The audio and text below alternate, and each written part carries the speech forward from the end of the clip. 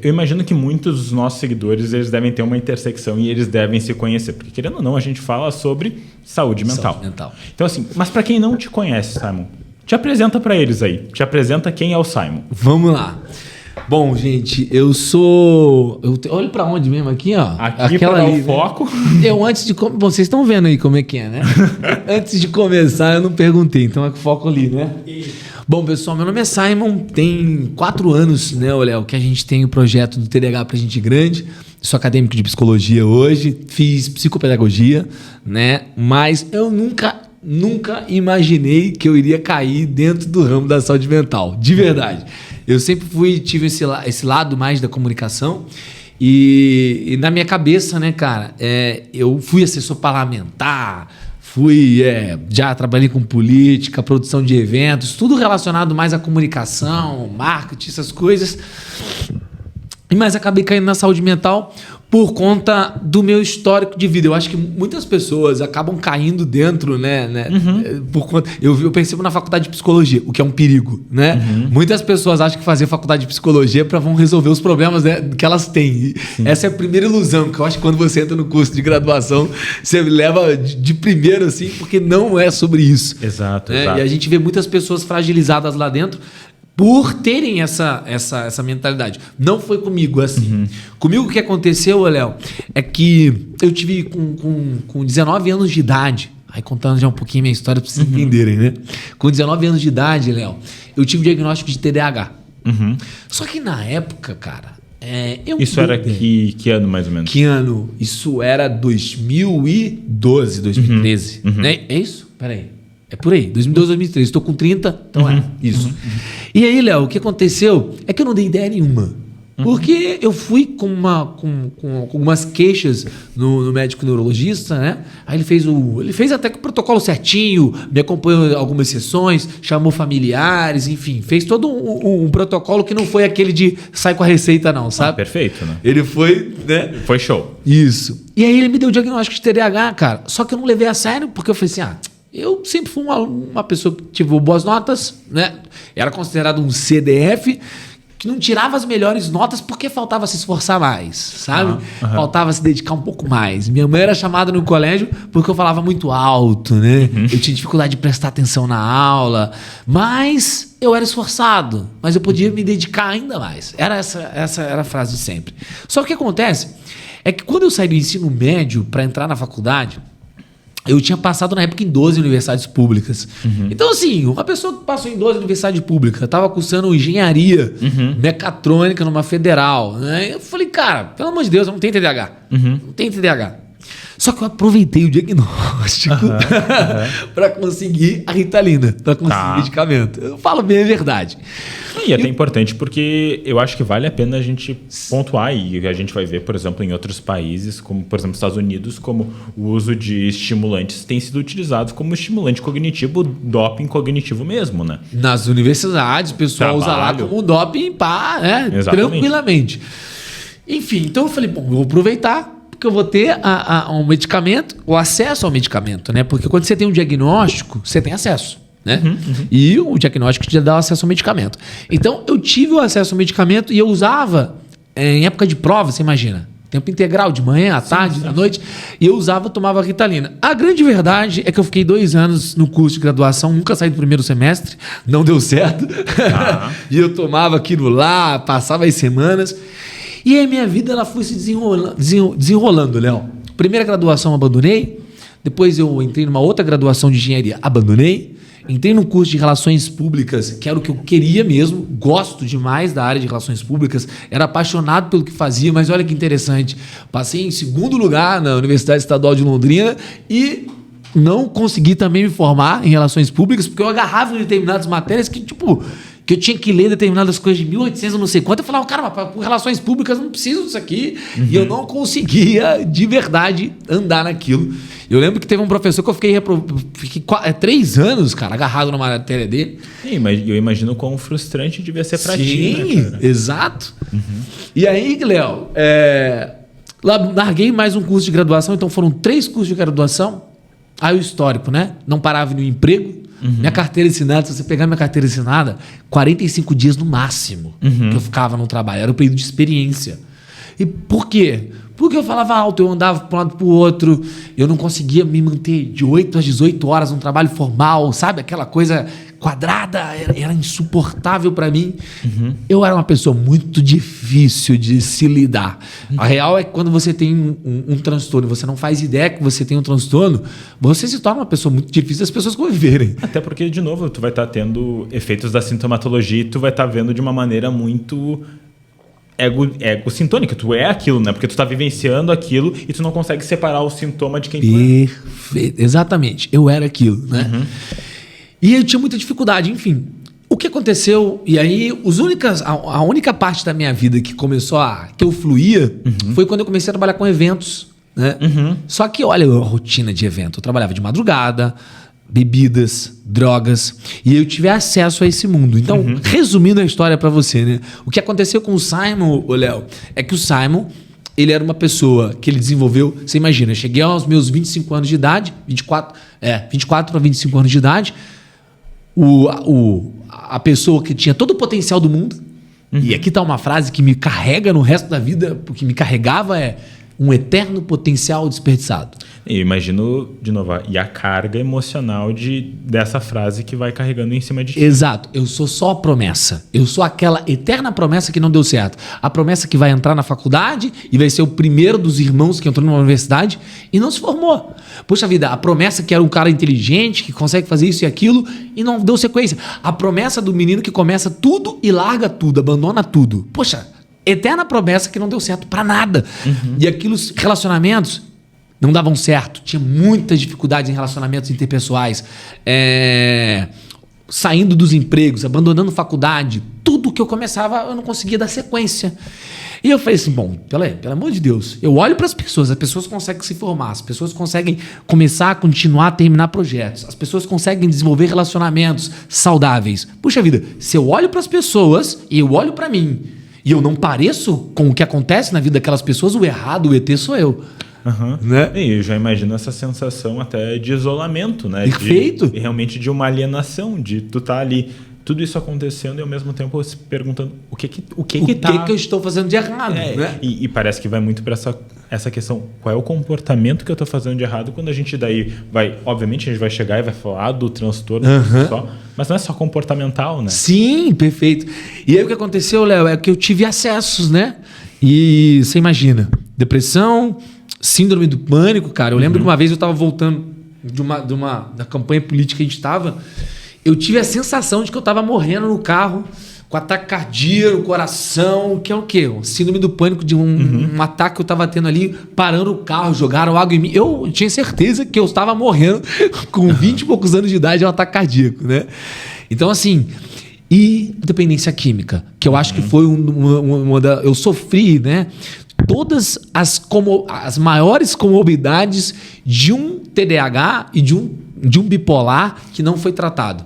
E eu acho que a mais devastadora delas, e é que eu luto até hoje, eu não tenho nenhuma vergonha de falar, porque a gente tem que falar isso de maneira clara, eu não sou um ex-adicto, né? Uma vez que você é dependente químico, você carrega a dependência química até o final da tua vida, né? E eu preciso lidar com isso. O meu cérebro ele foi exposto a isso, a química cerebral foi alterada e eu tenho que lidar com isso, né? Perfeito. E demanda muita vulnerabilidade e muita força para poder admitir isso. Isso, cara. Esse foi um dos processos que a gente pode falar aqui, que é um dos processos de maior luta da minha vida, foi esse. E aí eu me deparei, Léo, com 24 para 25 anos de idade, com relacionamentos que não davam certo, faculdades que larguei, empregos que não davam certo, dependente químico, profunda depressão. E num dia, cara, tentando tirar aquela dor, que eu não sei, não tem como eu tentar tangibilizar para você o que é a dor e o que eu estava sentindo. Eu não tenho a clareza do que aconteceu, porque eu estava no momento, e agora entendendo, eu imagino que eu estava com certeza passando aquele período da depressão bipolar terrível. Que ainda mais com toda a flutuação do humor, que tem um impacto ainda maior, né? Exato. A gente tem até evidências dentro da literatura que falam, né? Uma depressão muito potente tu já começa a ficar ressabiado. Talvez possa ter alguma coisa, pode ser talvez o transtorno de humor bipolar, né? Tu já começa a ficar olhando para isso, né? Então, fazia ideia de nada na época e eu, num grito de desespero, tomei todos os medicamentos que tinham na minha casa. Um amigo meu me encontrou e eu fui acordar outro dia no hospital. E aí, cara, que eu fui entender o que tinha acontecido ali. Não foi nada programado, não foi nada premeditado, não foi nada. Foi numa impulsividade digna dos 2 transtornos que eu tenho, né? E no momento de vida que eu estava vivendo. E ali naquele processo, foi o meu processo de que a gente retomou o diagnóstico lá atrás. Quando eu entrei para começar a fazer o tratamento psicoterapêutico, a gente conseguiu retomar o diagnóstico de TDAH. E aí eu fui começar a entender que talvez tudo aquilo que tinha acontecido na minha vida tinha vindo de um transtorno não tratado. E é por isso que eu falo da importância, cara, de se diagnosticar o quanto antes, e de pais e mães que veem a gente que tem medo de medicar os filhos porque são crianças.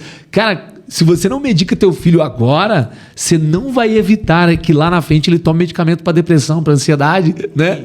E eu fico pensando até, né, Simon, eu não sei exatamente como foi para ti, mas não acaba no dar o diagnóstico. Não. Mas o processo de tu conseguir psicoeducar e explicar o que é difícil. E o que é o diagnóstico, né? Porque uma das coisas que acontece muitas vezes, eu até falei alguns episódios atrás no podcast com o Rafa, que é um psiquiatra, que muitas vezes o médico, o psicólogo, o psiquiatra vai dizer, faça exercício. Cara, como? Por quê? De que forma? Mas eu acho que esse é um dado importante, tu tem uma depressão. O que é uma depressão? Vamos te explicar o que é a depressão. Perfeito. Porque, de novo, parece que vem tu como entrou agora num ponto maravilhoso. Porque vem daí como um label e vem como essa coisa que tem um baita estigma. Se tu botar no Google, vai ter um monte de coisa que vai dar medo. E o papel que a gente tem como profissionais de saúde, e tu, principalmente como influenciador que traz e trabalha com isso, de poder realmente... Cara, é isso. Não é necessariamente tudo isso, porque daí a gente vai pensar no espectro como um todo, né? E aí o que acontece? Quando a gente retomou esse diagnóstico, o que eu fui pesquisar? Eu fui dar uma olhada, né? Fui tentar entender. Quando eu fui tentar entender, cara, o que eu me deparei com as informações que eu tinha sobre o TDAH, que eram totalmente imprecisas para mim. Que eu achava as pessoas achando legal o TDAH. Né? As pessoas achando que era um super... Eu vi pessoas falando, é um superpoder, que isso é diferente. E eu comecei a olhar aquilo e falei assim, cara, pelo amor de Deus, olha tudo que aconteceu na história da minha vida. E eu tô na merda falando assim, né? E aqui não é numa posição de comiseração, de vitimização, não é isso. É simplesmente reconhecer que é um sofrimento psicológico, sabe? E aí, cara... Comecei a fazer o tratamento, cara. E aí a minha vida... Comecei, tipo assim... Eu não tinha nem condição de pagar o tratamento. Foram 3 amigos. O Márcio, o Carlos e a Letícia. Olha, você tem noção da minha vida como estava, cara. Eu não tinha condição financeira de pagar um tratamento. O Márcio, o Carlos e a Letícia que se juntaram. E eles pagavam durante alguns meses... psicólogo para mim, acompanhamento de psicoterapia, né? E acompanhamento com psiquiatra. Então foi ali que eu comecei a respirar, que eu comecei a entender, né, mais sobre a minha vida e sobre o que estava acontecendo comigo. E aí, só pra gente entender como que eu caí na psicologia, né? Nessa minha busca desenfreada, né, por tentar resolver tudo aquilo que estava acontecendo comigo, eu cometi um erro, cara. Qual é o erro? É o erro que muitas pessoas cometem, que é o erro de tentar buscar ferramentas pré-prontas sem se autoconhecerem, sem entender o que estão conhecendo consigo. E aí, no lugar de eu buscar autoconhecimento, que eu iria encontrar dentro da psicoterapia, por exemplo, eu busquei muito autodesenvolvimento em cursos de desenvolvimento pessoal. E aí eu me deparei com um monte de gente falando um monte de coisa sobre vários assuntos, sobre como eu tenho que levar minha vida e guiar meus passos, né? Sobre o que eu deveria fazer para mudar hábito, mudar comportamento. E eu me frustrei de novo. Porque o que eles falavam não funcionava para mim. E eu acho que daí entra aquela coisa, né, Simon, que é muito importante. Não é que esses cursos, essas coisas, elas estão erradas. Sim. Mas não era o que tu precisava naquele momento. É aí que tá a importância. Isso é muito bom que você falou. Aí que se dá a importância da gente, primeiro, antes de se buscar se desenvolver, buscar o autoconhecimento. Porque com o autoconhecimento eu vou saber qual ferramenta serve pro meu braço. É aquela história, né? Eu tenho uma chave, eu tenho um monte de porta. Isso. Se eu não sei qual é a chave, como é que ela funciona, como é que eu vou abrir alguma coisa?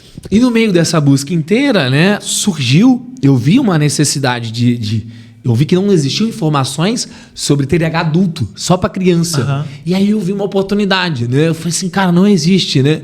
E se eu começasse a falar sobre isso? Só que eu não fazia psicologia, não era formado na área, então quando surgiu a ideia, até eu startar demorou 2 anos, né? Até eu fazer o primeiro vídeo, até eu começar a falar. E aí eu falei, bom, comecei a falar, as pessoas começaram a me ouvir, e eu sempre tive muito cuidado, Léo, antes de eu começar a graduação, porque eu sempre trazia médicos e psicólogos para fazer lives comigo, né? E eu era só a pessoa que mediando. Tentava entender isso, mediando, perfeito, porque olha só, traz aqui, vamos trazer informação. E eu passava muitas informações, mas através desses profissionais. E aí só 2 anos depois, que a gente já tinha um projeto, já tinha uma quantidade de seguidores, eu comecei a fazer as lives sozinhos. E aí eu falei, bom, eu acho que eu já estou no momento da minha vida, eu fiz a psicopedagogia, né? Eu falei, bom, mas preciso entrar no curso, na graduação de psicologia. Foi aí que eu caí na psicologia, né? Mas eu caí já com toda uma maturidade diferente, né? Com toda uma visão do porquê de eu estar ali. Não foi simplesmente uma busca aleatória, não. Mas a minha trajetória foi meio confusa nesse sentido. Eu caí por decorrência de uma história, né? É que eu acho que... Eu não sei, eu tenho uma visão que, por mais retilíneo que pareça o processo para algumas pessoas, todo mundo tem os seus percalços, todo mundo tem as suas paradas e reflexões que a gente tem para ir para um caminho. Às vezes era o caminho que tu precisava. Perfeito. Né? Não, é exatamente isso. Hoje é muito a história, né? Quando eu conto a minha história, eu consigo entender hoje toda a minha trajetória, os sintomas e tudo, e consigo entender as outras pessoas, porque eu sinto muito isso. Eu senti, eu vivi, né? Então, assim, às vezes, por exemplo, eu recebo muito depoimento, eu participei de um podcast que viralizou bastante ele, e eu lembro que eu estava com muito medo de ir nesse podcast. Porque eu falei até do Lutz que veio aqui, né? Eu falei assim, cara, eu não vou. Ele chamou e eu falei que não ia. Um dia antes eu falei, não vou, Márcio. O Márcio trabalha comigo. Eu falei, não vou. Opa. Ele, por que você não vai? Abre lá, o YouTube, olha lá. Só tem neurocientista? Só tem não sei o que. Quem eu sou eu? Eu não sou ninguém, cara. Tá maluco? Como é que eu vou lá? Né?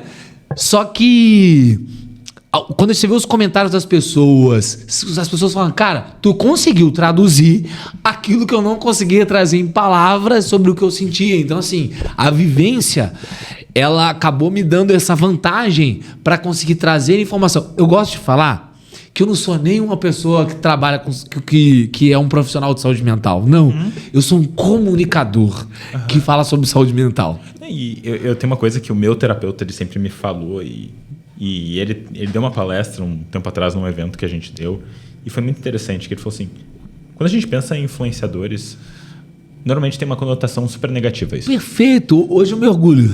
E ele falou, o que a gente precisa talvez são de bons influenciadores que vão trazer conteúdos, e eu já falei isso aqui em alguns outros podcasts, talvez para quem está ouvindo já sabe que eu digo isso, mas é uma coisa que eu defendo muito, como a gente vai trazer informação de qualidade, acurada e que realmente está associada à ciência, porque de novo, eu gosto muito de pensar que a gente tem hoje uma possibilidade de estar chegando em lugares que há muito pouco tempo não existia. Vamos pensar, cara, tu falou 2012, 2013. Se tu colocasse eu coloquei aparecer vídeo motivacional pra mim de superpoder de TDAH. Eu falei, nossa, que legal, tem um negócio legal aqui. E daí entra. E aí eu li um livro, desculpa te interromper. Não, tranquilo. Que é um livro bastante conhecido, né? E que o livro traz informações interessantes sobre o transtorno, relevantes, só que ao mesmo tempo ele trouxe uma conotação muito de legal, entendeu? Né? Então, assim, não me despertou porque, você sabe, aqui entra um ponto, Léo, que até eu fico, né, me causa uma certa ansiedade, assim, de falar. Quando eu tive o diagnóstico de TDAH, foi legal, foi engraçado, foi cool, né? Agora, quando eu tive o diagnóstico de transtorno bipolar, eu parei. Porque ninguém acha legal ter transtorno bipolar. Sim, vai falar na rua que você tem que ser bipolar. Qual é a conotação? Exato. Porque, vamos pensar assim, e daí eu acho que entra numa questão que é legal até da gente falar, né?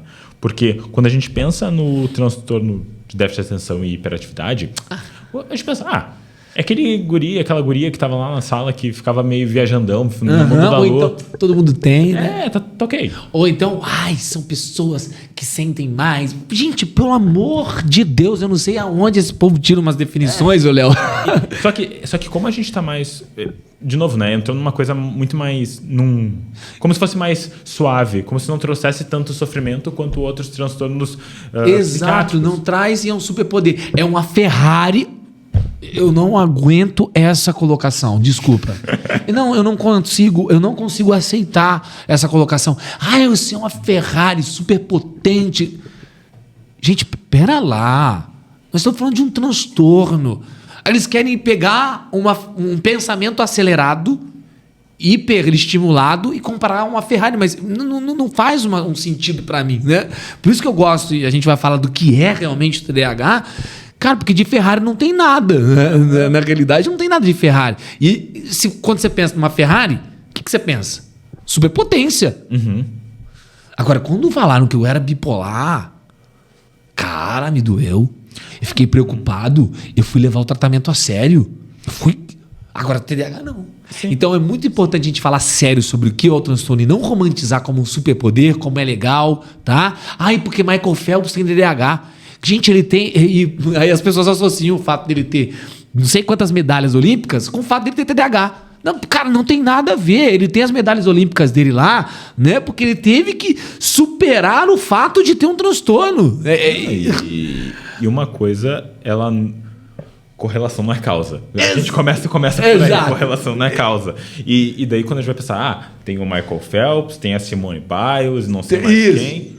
Tá, mas quantas pessoas que têm TDAH? Eles representam uma pessoa. O Joãozinho e a Mariazinha tá em casa lá sofrendo na merda, que não consegue terminar um projeto, não consegue, tá em depressão, e aí eles ficam olhando o Michael. Pô, pelo amor de Deus, cara. Então assim...